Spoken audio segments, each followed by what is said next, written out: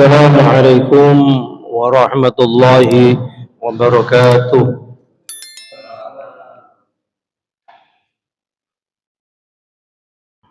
Kok ketinggalannya tasik kurang semangat. Monggo diulang kembali. Assalamualaikum warahmatullahi wabarakatuh.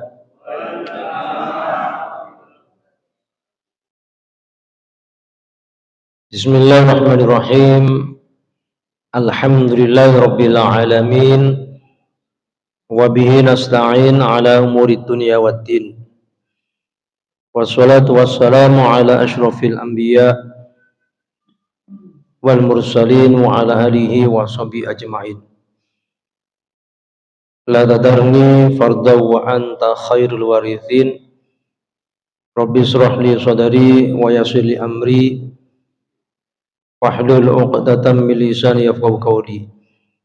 Hadratal mukarramin, segenap para bapak, para ibu, para jamaah hadirin semuanya. Mari sebelum pengajian kitab Durratun Nasihin ini kita mulai, kita berniat terlebih dahulu thalabul ilmi. Mudah-mudahan kita diberikan oleh Allah anugerah berupa ilmu yang bermanfaat. Demikian pula ampunan atas dosa dan kesalahan-kesalahan kita, dan diberikannya rahmat sehingga langkah kita baik itu di dunia ini maupun kelak di akhirat dimudahkan oleh Allah Subhanahu wa taala.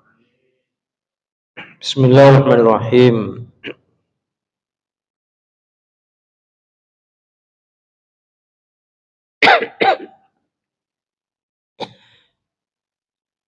Mari kita buka halaman 312.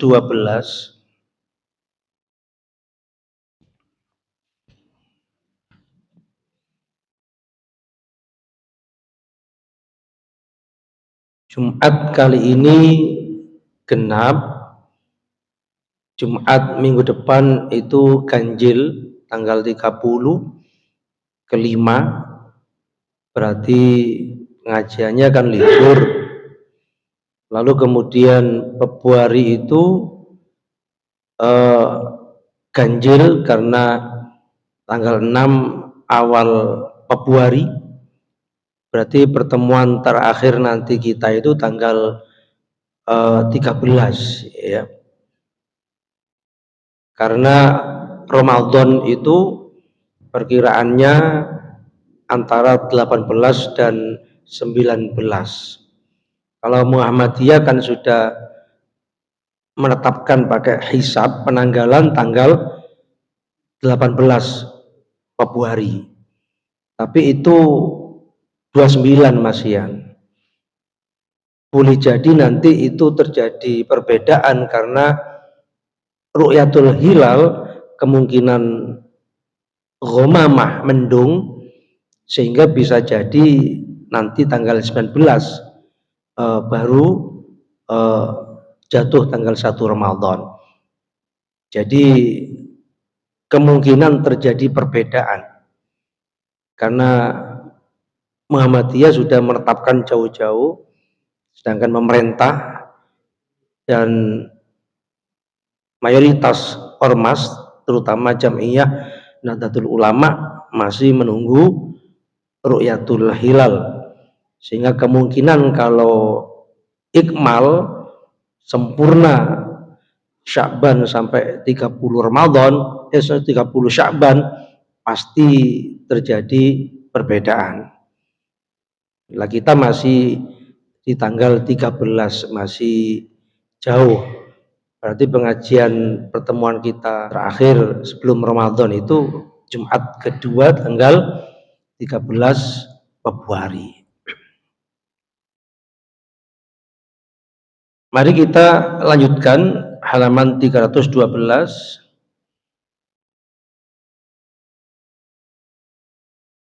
Di ayat itu, surat Al-Fajr ayat 1-6 itu ada walayalin asyr. Walayalin ashr itu malam yang ke-10.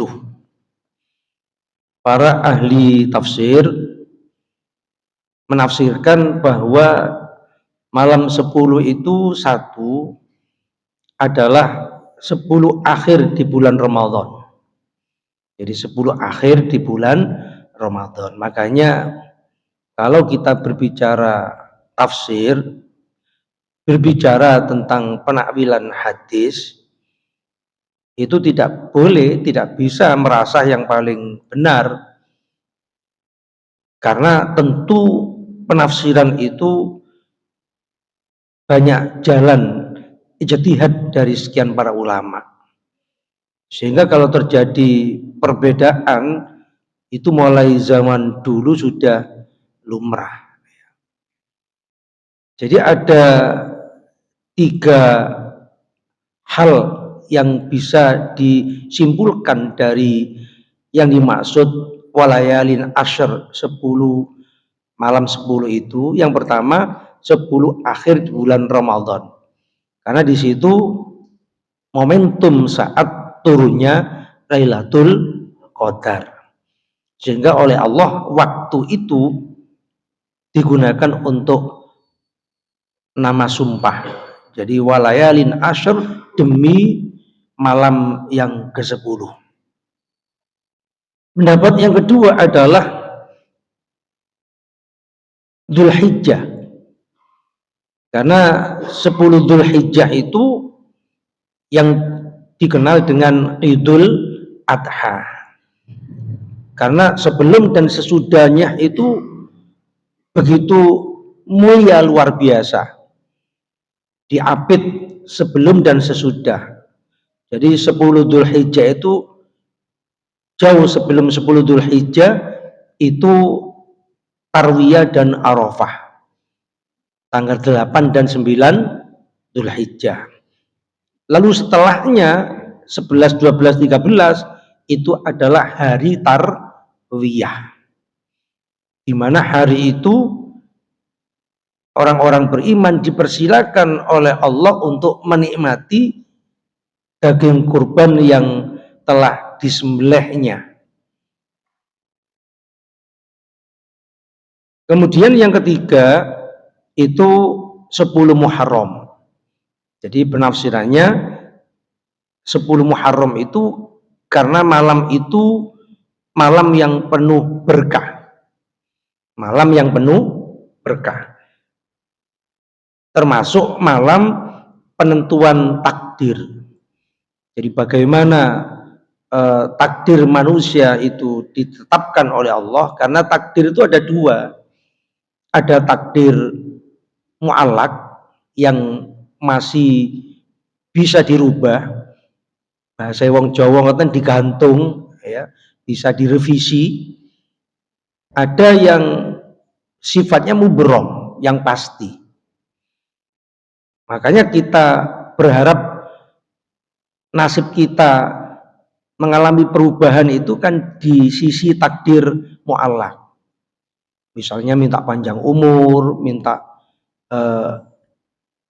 diberikan rezeki yang jembar, luas, diberikan jodoh yang solihah dan lain sebagainya. Walhasil terjadi perubahan dari sakit minta sembuh, itu semuanya adalah mu'allaq ya.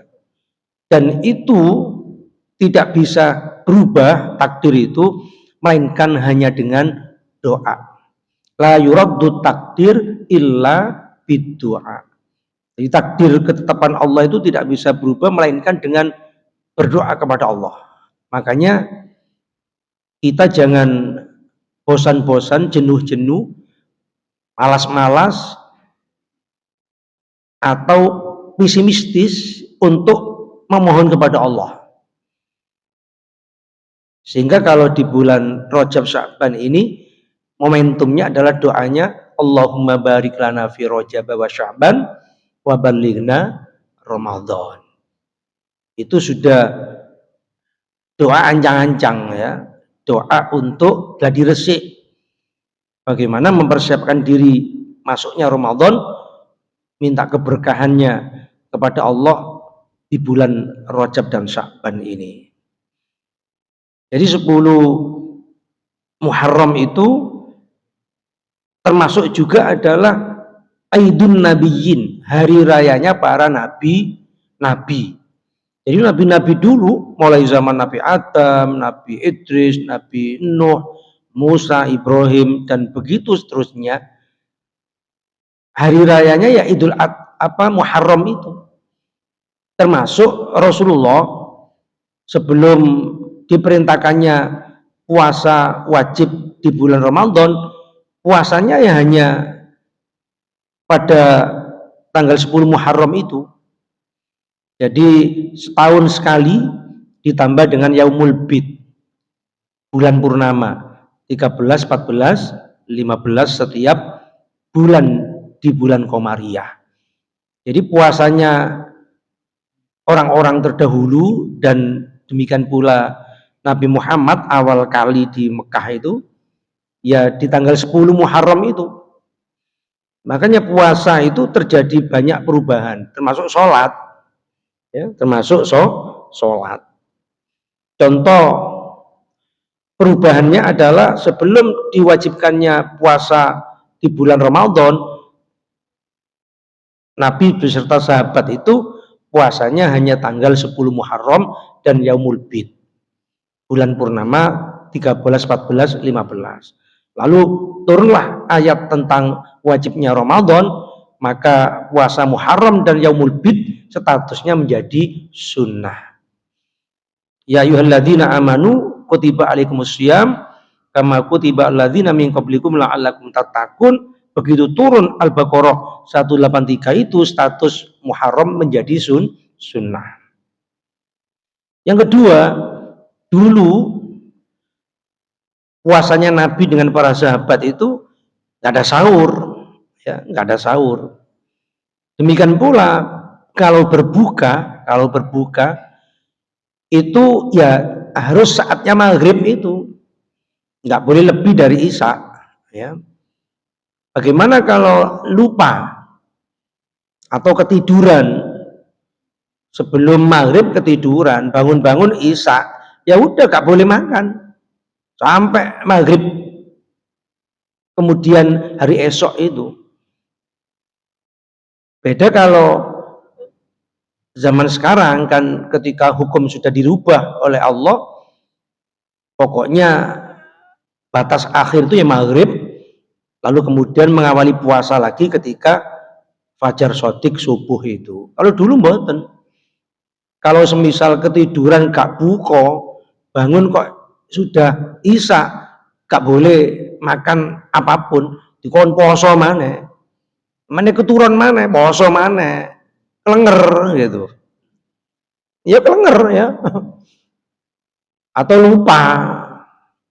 Kalau zaman sekarang mungkin macet gitu. Aduh, kono minuman yang diminum, gak ada makanan yang dimakan, sekadung macet nang dalan. Kudu poso mana, apa gak kelenger gitu. Makanya turun ayat bahwa puasa itu dibatasi sampai tenggelamnya matahari, lalu kemudian boleh makan minum, bahkan berhubungan suami istri, baru berpuasa ketika saatnya subuh. Lho ngoten niku cek ayatnya pun jelas. Wae wong wedok niku cek memberikan lampu merah ke suaminya itu. Mas, pokoknya ate wulan Ramadan aja cidek-cidek awakku. Prei sak wulan dhisik. Lah ngoten niku kok zalim nggih. Wong Gusti Allah gak ngelarang kok wong wedok ngei lampu merah wong sing lanang ngoten. Gak oleh nyidek itu di saat siang hari ya. Tapi kalau di malam hari slow boleh, gak ada masalah gitu. Jadi puasa itu terjadi perubahan, dulu Asyura dirubah Ramadan, kalau ketiduran maka kemudian harus dilanjut puasanya. Dan yang ketiga, dulu itu kalau yang mampu membayar fidyah, tidak mau puasa silakan bayar fidyah saja. Tidak harus karena udzur syar'i sakit, bepergian dan sebagainya. Baru kemudian dimansuh ayat itu khusus bagi yang tua renta dan yang sakit yang tidak bisa diberi rezeki sembuh. Lah ayat itu terus berlaku, disuruh milih sing gelem bayar fidyah monggo, sing mau puasa monggo, yo akeh sing bayar fidyah, nggih. Andai kata ayat itu enggak dimansuh, tentu akan lebih memilih yang bayar fidyah, terutama yang soge-soge ya. Lah oleh karena itulah ayat itu dimansuh, tidak berlaku, adalah dikhususkan bagi yang tua renta dan yang sakit tidak kunjung sembuh gitu. Nah, sholat pun juga terjadi perubahan. Sholat itu dulu kalau mau sholat jamaah bingung, biasanya bisik-bisik. Nabi ngajak jamaah tak? Iya jamaah. Di mana? Ya masjid, kemana lagi? Ayo, ayo, ayo gitu. Jadi dari mulut ke mulut. Sehingga dimusyawarahkan dengan Nabi, enaknya gimana ya manggilnya? Ada yang usul pakai api lah, pakai lonceng, ada yang pakai apa trompet. Kata Nabi kalau trompet itu Yahudi, kalau lonceng itu Nasrani, kalau api orang Majusi penyembah api. Akhirnya nggak ada putusan. Nah, kok dilala sahabat-sahabat itu sebagian ada yang bermimpi seperti Umar bin Khattab, Abdullah bin Said, mimpi, dalam mimpinya itu dalam tidurnya didatangi seorang mengajarkan azan. Lalu kemudian disampaikan kepada Rasulullah, Nabi setuju, ya udah kalau begitu ajarkan ke Bilal, biar Bilal yang bagian azan. Ya itu perubahan. Dulu sebelum adanya mimpinya para sahabat itu, sholat jamaah itu dari mulut ke mulut. Dan yang kedua, perubahan lagi kiblat. Dulu Nabi ketika hijrah ke Madinah diperintahkan oleh Allah sholatnya itu menghadap Baitul Maqdis. Kan setelah Isra Mi'raj itu. Bahkan selama 17 bulan. Lah orang Yahudi Madinah itu membuli, selalu mengolok-olok. Agamanya Muhammad itu agama jiplak kita. Buktinya gonok kiblat mana? Kiblat ya niru kiblat kita lah gitu. Terus wong Yahudi ku senengane yang memprovokasi. Ya seperti sekarang itu. Israel itu ya. Amerika itu memprovokasi terus, pecah perang. Zaman itu sudah demikian itu Nabi diprovokasi terus. Sehingga Rasulullah itu memohon kepada Allah, rubah ya Allah kiblat itu. Akhirnya dirubahlah ke Masjidil Haram. Jadi dirubah karena Rasulullah memohon. Dan yang ketiga, sholat masbuk.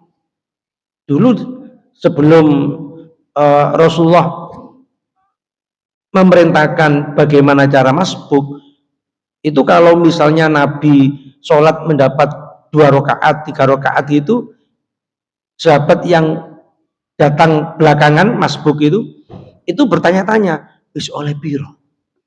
2 rakaat. Wis oleh piro? 3 rakaat. Ditututi. Jadi oleh para sahabat itu ditututi.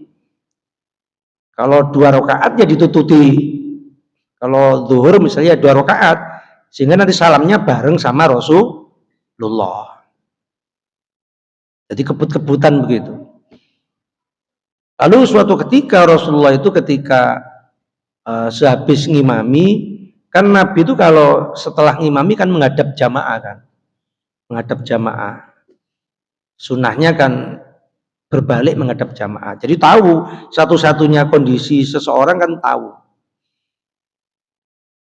Maka di situ ada Salman Al-Farisi ketika beliau masbuk itu misalnya ketinggalan 1, begitu Rasulullah SAW, sahabat Salman ini melanjutkan sholat yang ketertinggalannya itu seperti kita lakukan itu sekarang.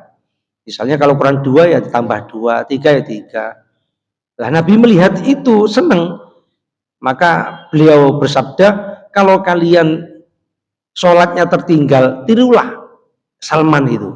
Nah, tirulah Salman itu. Sehingga Salman itu menjadi percontohan untuk bagi makmum yang masbuk itu. Ya akhirnya seperti kita ini. Kata sementara ulama, kalau seorang laki-laki berkata, karena Allah saya akan berpuasa pada hari yang paling utama dalam tahun ini setelah Ramadan, maka wajib baginya berpuasa pada 10 hari pertama di bulan Dzulhijjah. Jadi kalau ada orang yang menginginkan berpuasa setelah Ramadan, puasa apa yang lebih diutamakannya, yaitu puasa pada hari Arafah. Bahkan mulai tanggal 1 itu sudah disunahkannya. Jadi mulai tanggal 1 Dzulhijjah 1, 2, 3, 4, 5, 6 sampai 10 itu sampai 9 ya, itu dimuliakannya. Jadi puasa 9 hari itu dimuliakannya. Puncaknya ya Yaumul Arafah itu tanggal 9 Dzulhijjah ya. Niku hadis man sapane wong soma kang poso sapa man Yaumul Arafah ana ing dina Arafah min Dzulhijjah ana ing bulan Dzulhijjah kataballahu lahu maka nyatet sapa Gusti Allah lahu marang man syiyama sittina sanatan poso selama setahun. Sittina itu 60 tahun ya, dicatat koyok poso 60 tahun. Jadi puasa sehari setara dengan puasa 60 tahun. Wa kataballah tidak cukup hanya setara dengan 60 tahun itu. Wa kataballahu minal qanitin dan dicatat menjadi golongan orang-orang yang taat ya. Golongan orang-orang yang taat. Dan itu kan masuk kriteria disalami oleh Allah. Jadi ketika Nabi Isra Mi'raj masuk ke Sidratul Muntaha, malaikat Jibril itu pesan, ya Rasul, kalau bertemu Allah nanti sampaikan salam. Salamnya seperti ini, assalam at-tahiyyatul mubarakatus shalawatut thayyibatu lillah. Penghormatan, kemuliaan, keberkahan, keselamatan itu hanya milik Allah. Karena kami tidak bisa mengikuti panjenengan. Jadi malaikat Jibril pun nggak bisa melanjutkan perjalanan dalam perjalanan Mi'raj itu. Dawuhipun Kanjeng Nabi, sampean melok kemawon mboten angsal kula. Andai kata dipaksakan terbakar saya. Yang diundang hanya panjenengan. Jadi yang diundang menghadap Allah untuk perjalanan Isra wa Mi'raj itu cuma hanya Nabi saja. Malaikat Jibril hanya mengiringi sampai Sidratul Muntaha. Lebih dari itu beliau tidak diizinkan. Nah, oleh karena itulah Nabi diajari sampaikan uluk salam at-tahiyyatul mubarakatus shalawatut thayyibatu lillah. Maka ketika di hadapan Allah beliau bersimpu seperti kalau kita sholat duduknya bersimpu seperti kita tahiyat akhir itu. Beliau uluk salam, maka Allah membalas assalamu alayka ayuhan nabi wa rahmatullah wa barakatuh. Untukmu Muhammad adalah keselamatan dan keberkahan. Nah, Kanjeng Nabi mboten purun, gak egois beliau. Tidak berpikir untuk yang penting saya enak, yang penting saya dihormati oleh Allah, mboten. beliau memohon kepada Allah agar yang diberikan rahmat dan keselamatan itu bukan hanya semata beliau, tapi juga umatnya. Maka jawaban Allah, assalamu alaina wa ala ibadillahis sholihin. Ya, ada ini kriterianya, bukan hanya ibadihi umatnya Nabi, tapi as-sholihin, orang-orang yang soleh. Lah itu jadi bacaan kita ketika sholat itu. Makanya kata Nabi, sholatu ummati mi'raj, mi'raju ummati sholah. Jadi mi'raju ummati sholah. Jadi sholat itu mi'rajnya umatku. Kalau kita sering membicarakan Nabi itu melakukan sebuah perjalanan religi supranatural istimewa, kita itu hampir tiap hari, ya. Karena Rasulullah pernah mengatakan bahwa mi'rajnya umatku itu ya sholat itu, karena sholat itu dialog dengan Allah. Karena bacaan-bacaan mi'raj itu yang kita bawa dalam sholat. At-tahiyyatul mubarakatuh salawatu tayyibatu lillah. Assalamu alayka ayyuhan nabi wa rahmatullahi wa barakatuh. Assalamu alayna wa ala ibadillahi sholihin. Itu dialognya Allah dan Rasul.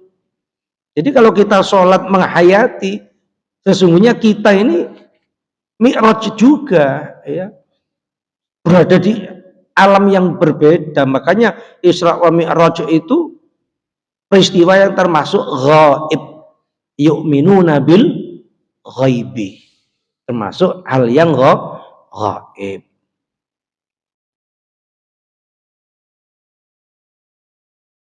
Ternyata dipanggilnya Nabi menghadap Allah khusus itu ternyata perintah untuk mengerjakan sholat. Jadi sholat dulu itu juga begitu, hanya siang dan pagi dan petang, hanya 2 kali waktu. Lalu kemudian semenjak diperintahkan 5 waktu, maka jadilah 5 waktu. Itu juga terjadi perubahan, termasuk kiblat itu. Jadi perubahan kiblat, perubahan cara bagaimana sholat masbuk, perubahan termasuk azan. Kalau dulu sebelum ada azan, woro-woro dari mulut ke mulut, kan begitu.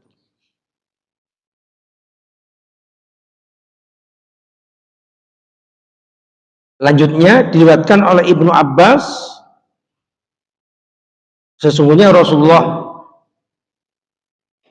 Muhammad SAW bersabda, ma min ayamin amal as-soli fi habballah min hadil ayam. Sudah jam kurang 1 menit, karena kebiasaan kita kalau pas mepet azan itu mari ngono langsung dikomati. Langsung dikomati. Sedangkan kesunahannya sebelum sholat itu kan sunnah 2 rakaat, itu lebih afdol.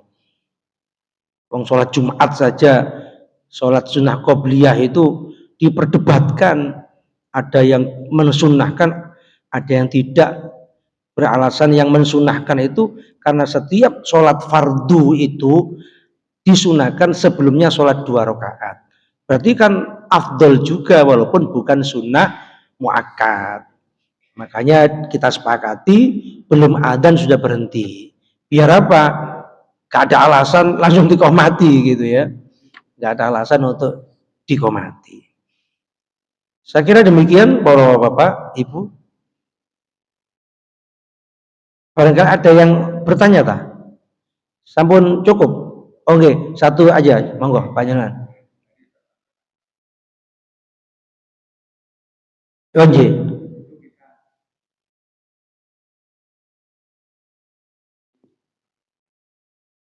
Lah makanya dulu kalau sebelum Nabi mengatakan tirulah Salman Al Faris itu mengejar.